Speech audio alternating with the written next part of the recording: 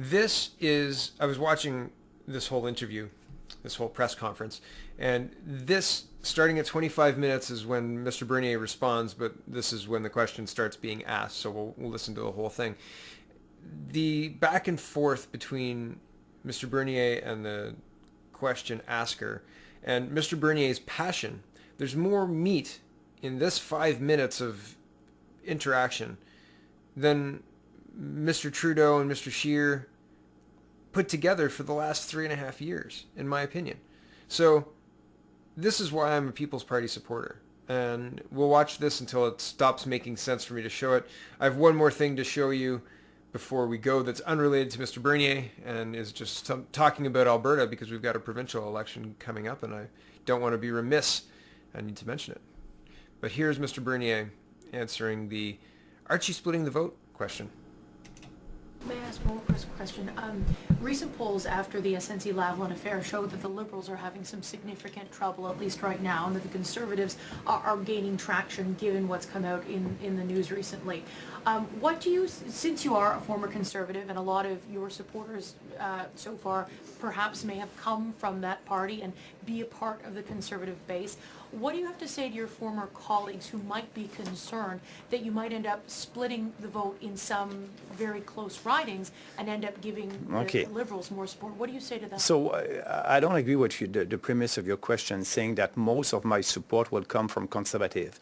That's not the case. Actually, around 35% of our supporters are people who didn't vote at the last election. They are coming with us because they don't believe in politicians anymore, and they want a real change in this country based on principle. So that's new people that didn't vote. We have also the president of our riding association in Newfoundland voted for the NDP for the last 10 years, and I told him, "What are you doing in my party? Did you read my platform?" And he said, "Yes, Maxime, I'm with you because you want to end corporate welfare, and that's very important for me. And at the same time, you want to end the cartel for milk, dairy, and poultry.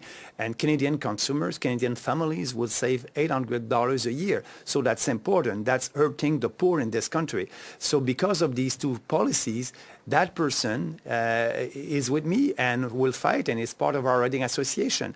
We have also people who voted for Jean Chrétien and Paul Martin, Liberals, that wanted a balanced budget and lower taxes. Now they don't recognize themselves in the Liberals Party in the Socialist Liberal Party of Canada. So we are attracting not only conservative people who voted Conservative, but people from different political backgrounds, and that's great. So we are creating a new culture in our party right now and in Canada. So that's why, you know, the best score that we had, that was not in a Conservative party. The best score that we had at the last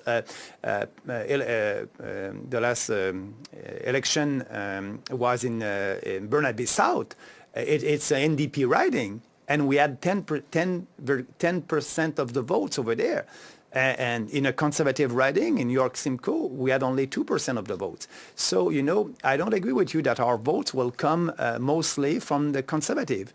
And so we'll do our best to have great candidates. We have great ideas, and we'll see what will happen. So would you say The Socialist Liberal Party of Canada? And as I said, the whole exchange right up to 30 minutes, right up to the end, is really worthwhile. But it would be a shame for me to just play it out, because you should just go watch from 27 minutes on until Maxime walks off the stage, because it's there's so much passion there.